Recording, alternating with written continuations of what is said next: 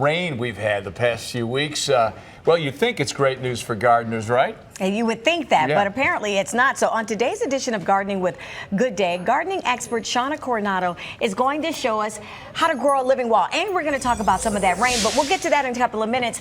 Good morning, Shawna. Thank you so much for being with us. Let's talk about first, what is a living wall? Okay, what a living wall is a wall of fruits, vegetables, or flowers. And here we have pre-standing ones where there are feet on the bottom, and you can see the wall of color. Now, you can drill these walls into a literal wall, or you can have them freestanding like this. Now, here's the trick. What I discovered, I was standing at a garden center, and it's really a 24-inch by 7-inch window box is about a square foot.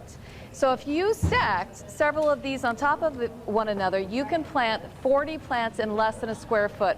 And that's the concept behind growing a living wall, is that you can plant more plants in a little space. It's absolutely fabulous, and it's wonderful for urban living. Now, I want to tell you the secret.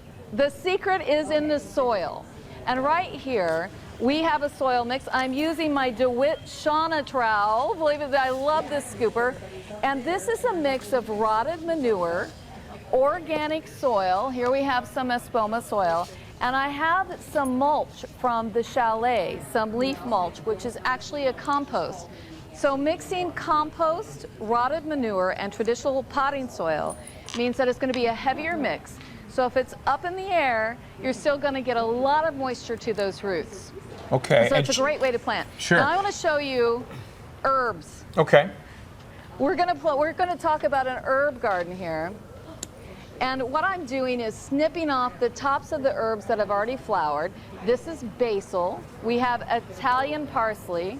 We have rosemary. We're going to make a pizza herb garden with this combination. Plant it up in the containers, and what I do is I add about a handful of organic fertilizer right in the mix. You can use rose tone if you're planting flowers, or if you're planting herbs and vegetables, you can use a garden tone, and it's really great. Fantastic. Shawna, show us you've got a wall behind your left shoulder there. Can you take us over there and show us some of the plants you have there and how that's worked out for you?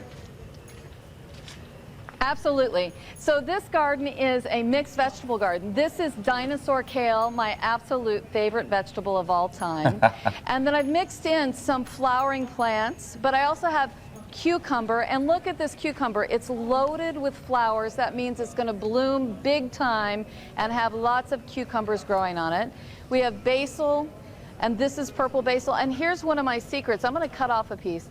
This is a beet. It's called a blood beet. It is so full of nutrition and deliciousness, great in a salad. Now, when you're growing a wall like this, you don't want to cut the entire plant out. So what I do when I'm harvesting is I cut a third of the plant off at a time. The rest grows back. It's absolutely easy to do, and you have color all season long. I love how you said urban gardening at its best, of course, for the people that live in high-rises all around here. But let's get back to the big story that a lot of people are even emailing us here at Good Day Chicago, just about the rain. We'd like to think, Shawna, that it's a good thing and that we don't have to water our plants, but when do you get to the point where the rain is just too much for the flowers out there and for your garden?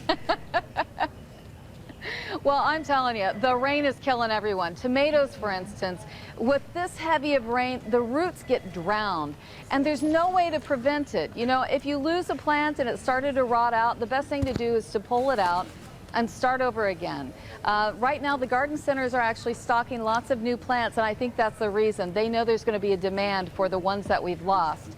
To dry it out, mulch holds moisture in. So sometimes you can scoot a little of the mulch over around your plants and have it dry out a little bit. But the truth is if you're drowning in a pool of water, there's not much you can do. Got it. All right. Well, Shawna, thanks for the info. And if we want some more tips about gardening, where do we go? You go to ShawnaCoronado.com, and please send your questions to me. I'm happy to help you out. Beautiful. Shawna, thanks so much.